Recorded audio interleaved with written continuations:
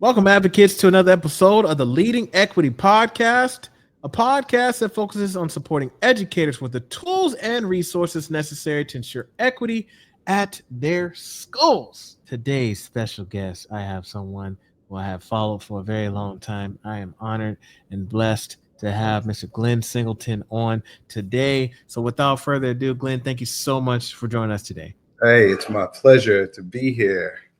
Finally, we get to talk, huh?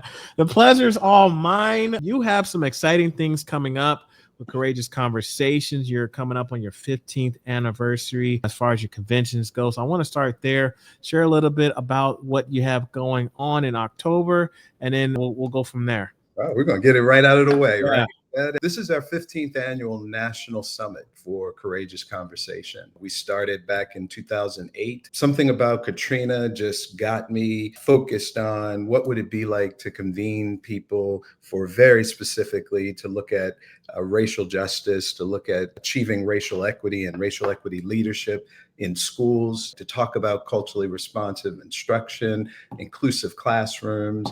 And the National Summit was born out of that. And so we are marching into our 15th annual, back where we started in New Orleans, October 11th through the 15th. And so I'm going to introduce brand new Beyond Diversity, which is our signature foundation training. It's 30 years old now. So me and my team have been reimagining what it's like to do racial equity leadership in schools in the current time. How do we meet this moment? And so y'all are all invited. Looking forward to it. Links in the show notes, folks. And again, Mr. Singleton, it is a pleasure. And okay, I know who you are, and I doubt that there's folks that are listening to this podcast or watching this that have not heard your name or at least heard of Courageous Conversation. But for those who are first timers, I'd love for you to share a little bit about yourself and what you currently do.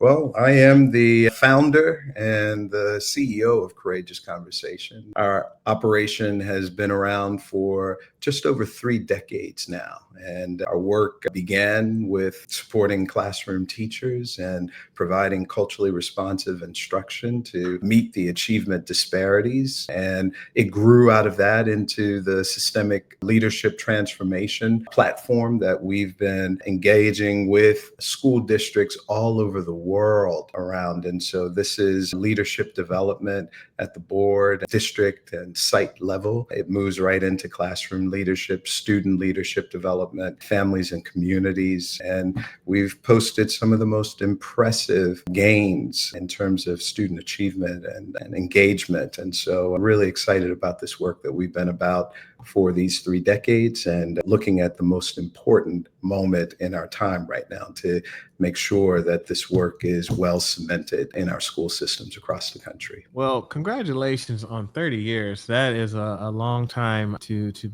remain relevant, especially, I mean, I'm assuming that you've gone through various backs and changes. I mean, me as a person who's an equity guy myself, like I've had my share of stories that I've shared on the podcast. And so I want to take it back though, because at some point there was some sort of inspiration rather that led you to the point that we're at right now. So I want to kind of walk back just a little bit.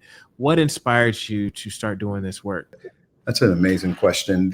What we teach, and so this has followed my life, there's a personal drive. And so my education begins back in the late 60s in Baltimore City Public Schools. And I am a product of Baltimore City Public Elementary School. Every single one of my teachers was a Black woman. This was a high-performing elementary school in the heart of the city. And so where I got my inspiration for learning and the love and joy of schooling, it comes from that community. My teachers recommended to my mom that she move me out of public school for middle school. And so I was entered into a private day school, which was predominantly Jewish in Baltimore County. And right away, I entered in as someone who was somewhat behind. I was behind my peers who had been in suburban public schools and other private schools. And so I was in a catch-up game. It was the first time I had to go to summer school. I was, a student graduating at the top of Hilton Elementary School, believing that,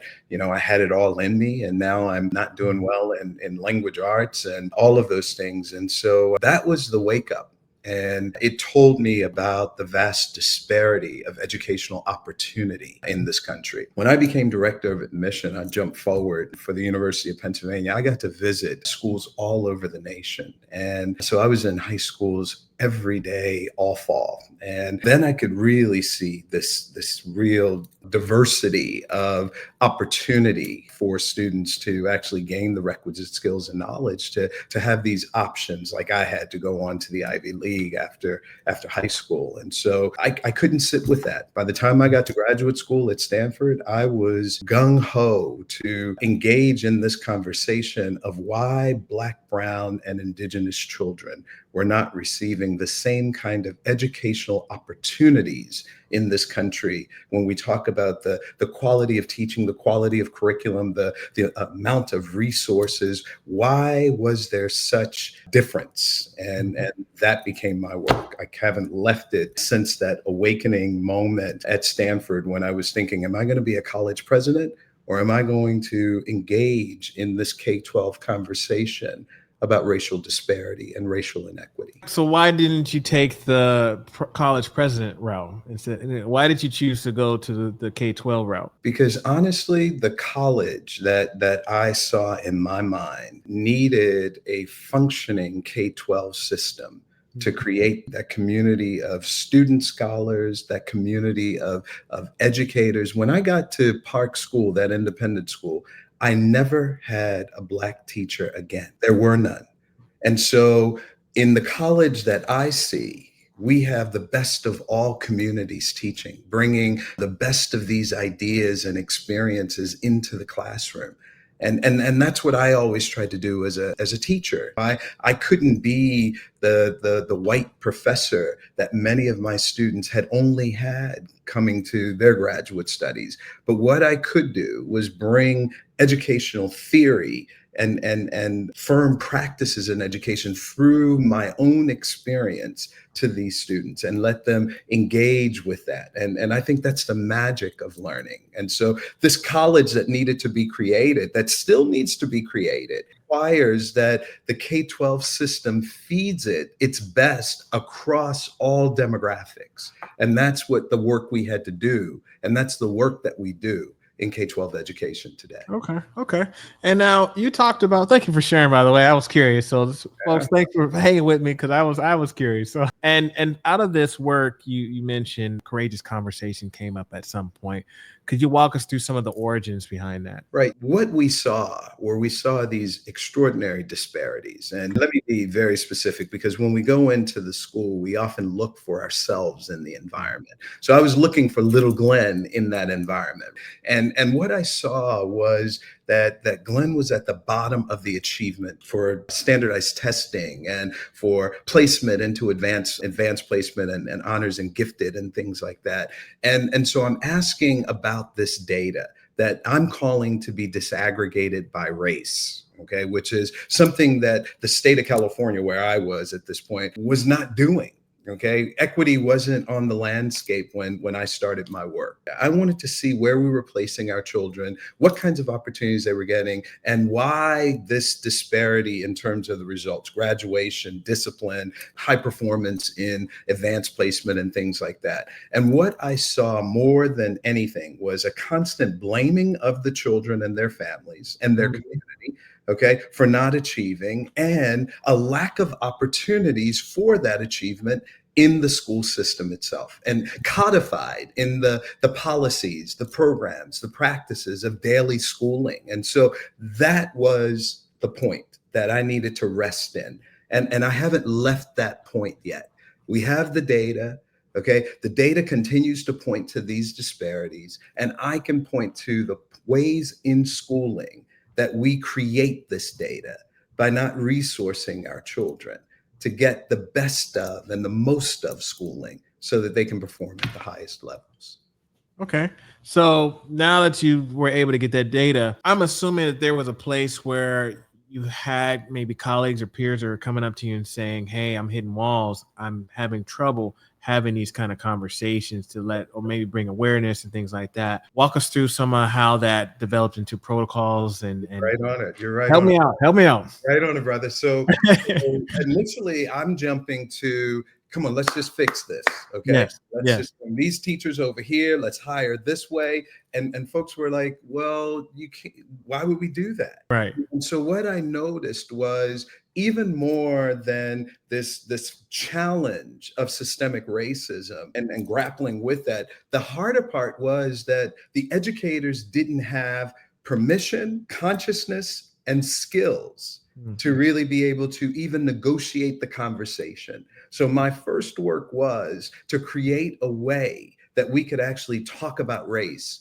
as it related to education. And that's the origin of Courageous Conversation. It's a protocol, it's a methodology that we can all sit down, regardless of how much we understand about race, okay? How much we care about race. It doesn't matter. This is a protocol that gives you an outline of monitoring yourself in the conversation, which we call the compass, holding yourself accountable in the conversation, which we call the agreements, the direction of topic, and understanding that you navigate from your own experience to our collective experience, to understanding how power is playing out in the circumstance that we're addressing. And when we take that process through, that's when we begin to dismantle the policies, programs, and structures that get in the way of all children learning. And we start to build educators who are, by definition, anti-racist and culturally responsive. Oh man, I'm loving this. Now we live in an age. Let's keep it real. We live in an age where it's difficult to talk about race, Yeah. and so what type of challenges or what kind of encouragement, as someone who has developed the protocol, and I have teachers, I have principals, superintendents, district folks that are saying, look, we can't even talk about race because of, we might lose funding, or I might lose my job, or political this, political that. What type of responses can you give to those individuals who want to do the protocols, who want the agreements, the compass, everything, but the challenge is just having a conversation about race can be an issue?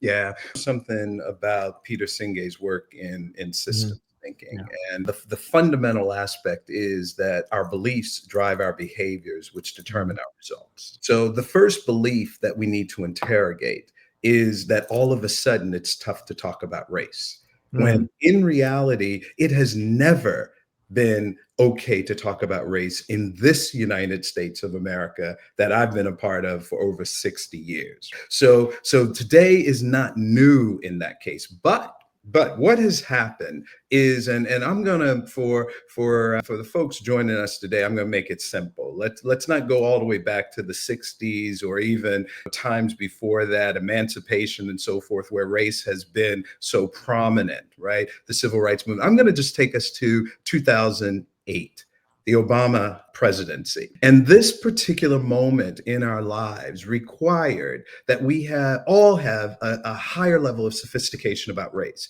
Because for the first time, our very livelihood, our very direction, at least symbolically, as it's the presidency, was situated around a Black family, a Mhm. Black first lady, a Black commander in chief, Black beautiful children who are doing extraordinarily well in schools. These are two Ivy League graduates. And so people's paradigms about race were exploding all over the place. And for those who were used to leading and being in a very different context, okay, this is a context where the president didn't look like Obama. This is a context where the administration of schools and superintendents across the country all mirrored what the presidency looked like. And so now we're in a different place where educators like you, Dr. Egan, are being noticed for your talents because it's the Obama effect. And Mm. for many of us, this was a celebration. This was an opportunity to come out of a shadow and to really, show our brilliance and our excellence. But for some people in this country, that amounts to about 77 million today, this represented not progress. This did not represent hope and opportunity and, the fulfillment of the American dream. This represented, real threat and real disgust for people. And so we're at a racial reckoning in 2008 that we were never able to talk about.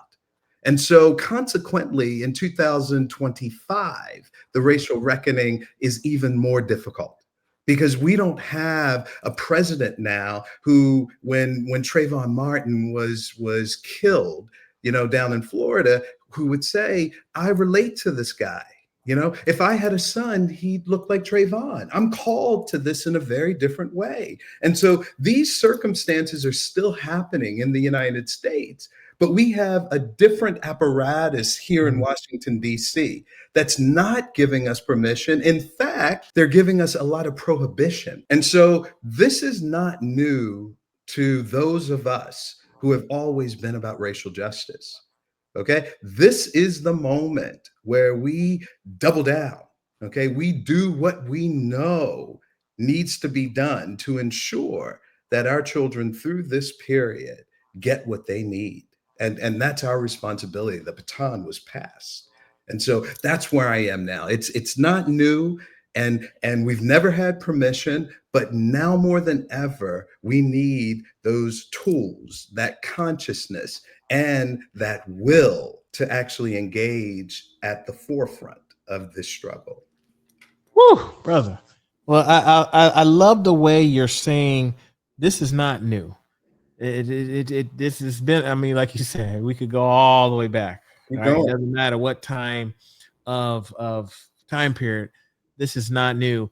So basically, what I'm hearing is we choose to continue to do the work. We cannot utilize those bans or whatever as an excuse to not move forward in the work. That's right. That's right. Every single day when you wake up, you make a set of commitments.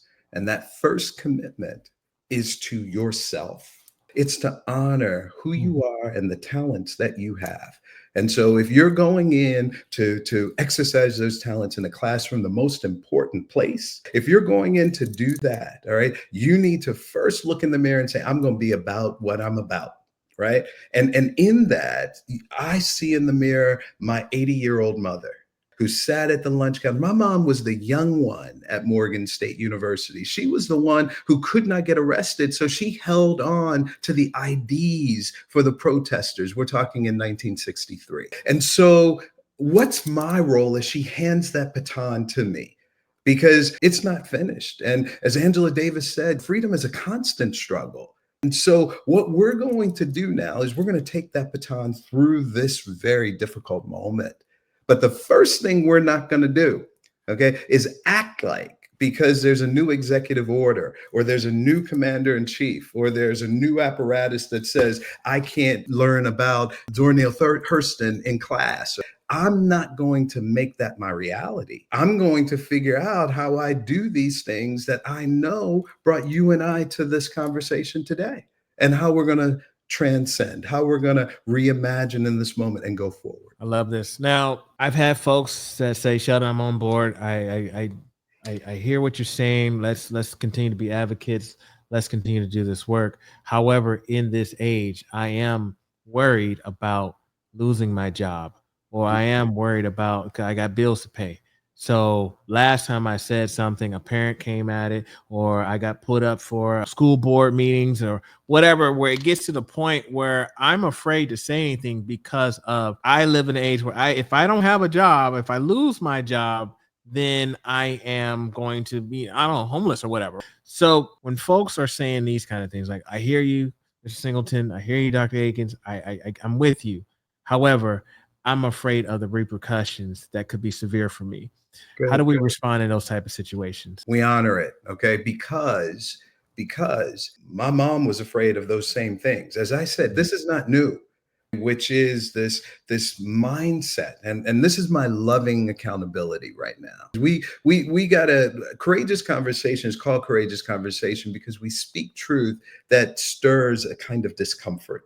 All right. So where did we learn along the way that our fight for justice was not going to have with it all kinds of possible recourse. Okay. That you're not guaranteed when you strive for freedom, you're not guaranteed that you're not going to be knocked off your soapbox, that you're not going to have to go look for another job. But what does happen, which I'm excited by, is we have a need for extraordinary educators right now.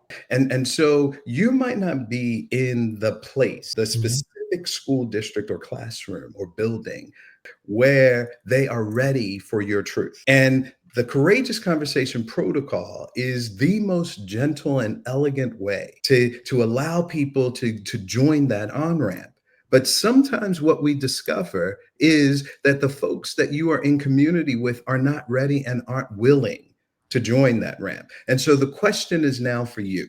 It is there a way for you to reach the kind of effectiveness that you're hoping to achieve in a more covert way? And if that's the answer, then you stay in the community because people have loyalties to communities. They went to school there. It's where their family is. They've got other motives. That there's going to be a resistance that's not going to allow you to jump out there with the big framework that I'm offering right now. My work specifically is to get fired from the districts that are not ready to go the distance. And that's why I've been in over 1,000 districts. And that's why I can point to Portland Public Schools, Chapel Hill, Madison, Seattle, Ann Arbor. These are some of the highest performing school districts in the country, and they're doing my work because we partnered a long time ago to put it in the ground that this is essential work. And now they're doing whatever form of it they need to do to move to that most impressive level. And I'm constantly searching for the systems that are ready to step out in front, like Auburn in Seattle, like Milwaukee that we're working with. These are systems that see that they have no way around confronting racial injustice, systemic racism to get to high achievement for all students. Man, I am enjoying this conversation. I'm enjoying the way that you're framing a lot of this work. And like you said, the work continues.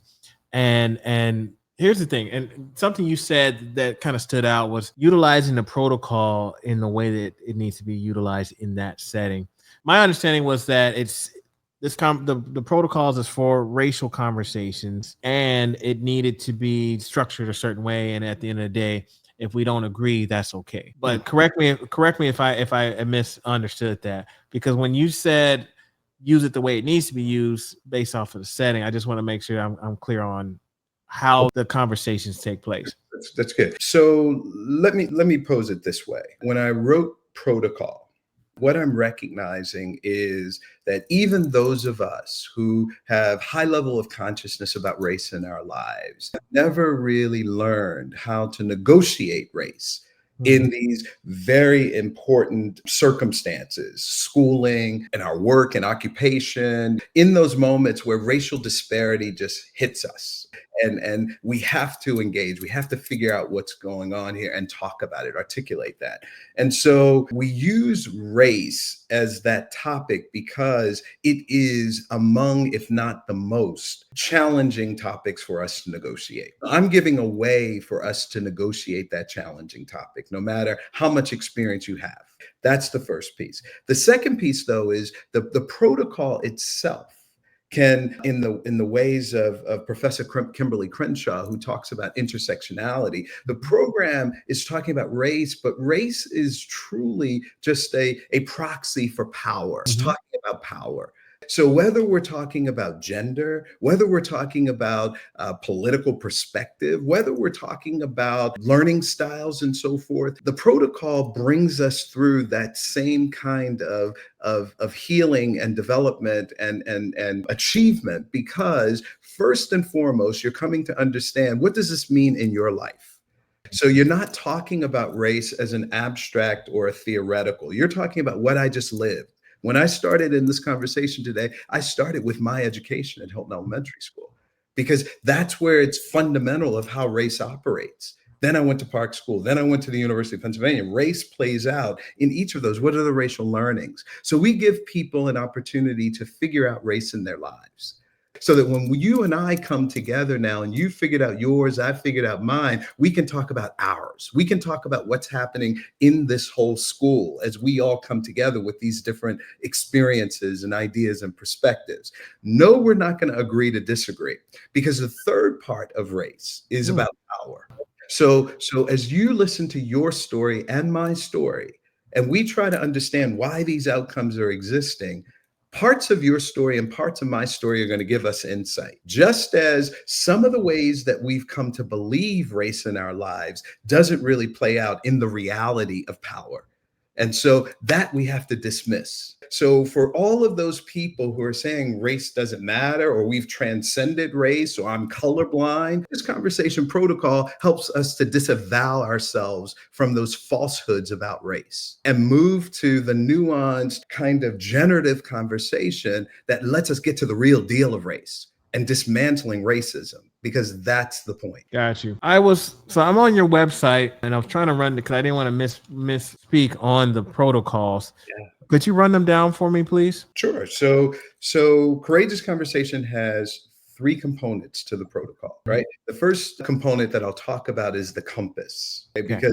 Because the compass is your internal, and essentially what the compass is saying is, as we approach this issue connected to race, we have feelings, beliefs, and thinking that's connected to this issue. And what drives us is that we act on those feelings, beliefs, and thoughts. And when we bring those together, when we don't operate just on feeling or just on belief or just on thinking, but we get centered around our beliefs, our feelings, and our thoughts, as we act on the circumstance that we're addressing, we are then the most effective. We brought our whole self to the conversation.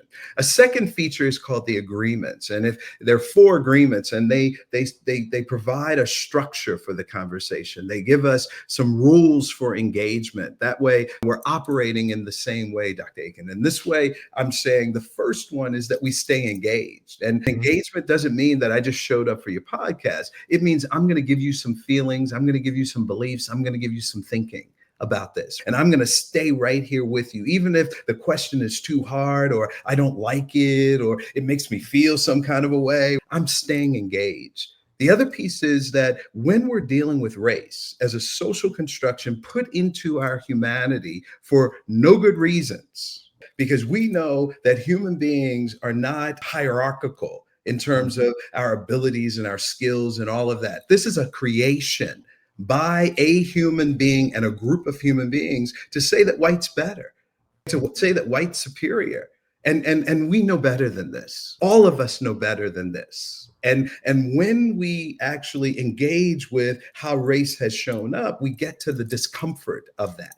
And so the second agreement is to experience that discomfort. If you're not experiencing discomfort, then you're probably not negotiating race. Because aside from joy that I have of being a member of the Phi Beta Sigma Fraternity Incorporated, and my conclave that was just in Tampa, and getting together with all of my brothers and so forth, these are outcomes of race. These are ways that we found joy in the racial experience, that we've developed in the racial experience. But by and large, race wasn't put on the planet for the joy of the Black church and Motown. Race was put on the planet so that we would be subservient as Black people. And this untruth cannot go forward. We can't keep passing this on to our kids, our white kids who are growing up with this kind of belief, because the books that would tell them differently, the history that will reveal differently for them, is being erased and moved from schools. We can't allow for that. We've got to create the multinational, multiracial democracy that was the vision of this experience here. We're going to experience discomfort. We're going to share what's true. We're going to speak that truth. And at the end of this conversation, we're going to have lots more conversations. We're not going to finish it in a half hour. Those are the agreements, 4 agreements. Nice. Stay engaged, experience discomfort, speak your truth, and expect and accept non-closure. And then finally is the roadmap. How do we go now? How do we navigate? And I started with that. The first is your personal story. Don't come to the conversation until you've spent some time thinking about how race plays out in your life. and recognize that every single day, every single moment, race is present. It never goes away. So you need to do some of that investigation so that when you come into conversation with me, I'm not pointing it out for you for the first time. And I'll do that investigation as well. So the first tier of the conversation is our personal. The second tier is the multiple perspective. And the third tier is about power. And power in race is recognized as this phenomena of whiteness, white supremacy, anti-blackness. And so sometimes we want to jump right to that conversation without forming what our foundation is. How are we talking about white supremacy and anti-black racism? Well, it comes from this personal experience. It comes from these collective conversations. Now we're ready to talk. Now we're ready to look at policy in school. Now we're ready to look at how race impacts the student outcomes. Whew. Okay. Thank you for running it down and breaking it down. And again, for the work that you're doing, this is very important. And folks, I encourage you, if you don't have the book already, make sure you grab yourself a copy of Courageous Conversations. And because this is really helpful, especially like you said, it's always been times for us to talk about this, but especially now. We definitely need to be having these conversations and continue to have these conversations. Glenn, I have learned a lot from just talking to you for this short period of time. I'd love for you to take us home with any final words of advice that you want to provide to our listeners. What I say to folks right now, and I'm in my 34th year, and I do feel some weariness at times. And at the same time, when I recall and just bring to focus all of the elders and ancestors who have come before me, and who have paved the way for us to get onto this conversation right now and talk about the most important thing facing humanity, and that is the quest for freedom, the opportunity for us all to feel that liberation that has been and remains elusive. And so as I'm taking that journey and thinking about the journey taken before me by all of these magnificent people, I feel amazingly proud. I feel blessed. I feel grateful. I feel energized. And I just want people to understand that this moment that we're in is going to pass. And as it passes, we're not going to have time to regroup and figure out and pull ourselves together. So we should stay together right now. And we should stay focused on what we know matters. And absolutely, there's going to be resistance and there's going to be pushback. That's what's supposed to happen. But also what there's going to be is success and triumph, because it's always been there. And so just stay hopeful, stay connected, continue to boost each other, do the studies that we need to do that have been presented to us, and come together, come to Summit where we can hold each other, love each other, develop each other, challenge each other, because that's what we need right now. And don't get focused on the nonsense, because that's not going to last forever. And once again, the summit is happening when? Summit's happening in New Orleans, October 11th through 15th. And so you can just come to our website, www.courageousconversation.com. And on that, you'll see an opportunity to click on for the events. And the big event right now is we're getting ready for Summit. So we're looking forward to having about 1,000 people down in New Orleans as usual. It's always one of our biggest and most spectacular summits. We have incredible speakers, incredible opportunities to engage. It'll be an awesome party to celebrate. And we're getting ourselves all ready. Yeah, absolutely. That sounds amazing. It sounds like a really good time, folks. If we have some folks that want to connect with you, what's the best way to reach you online? Well, the best way, I mean, I have all the traditional. So if you hit me on LinkedIn by my name, if you go to Instagram at Courageous Dove 444, I think that's what I am on X and all those other platforms. So Google me. I'm everywhere. Just send me a message, however it comes, old-fashioned mail to the mailbox for Courageous Conversation, to my email, gsingleton@courageousconversation.com. All of those ways. Just contact me and I'll make sure that you are cared for. There we go. Well, Mr. Singleton, it has truly been a pleasure. Thank you so much for your time. Dr. Akins, keep doing what you're doing, my brother.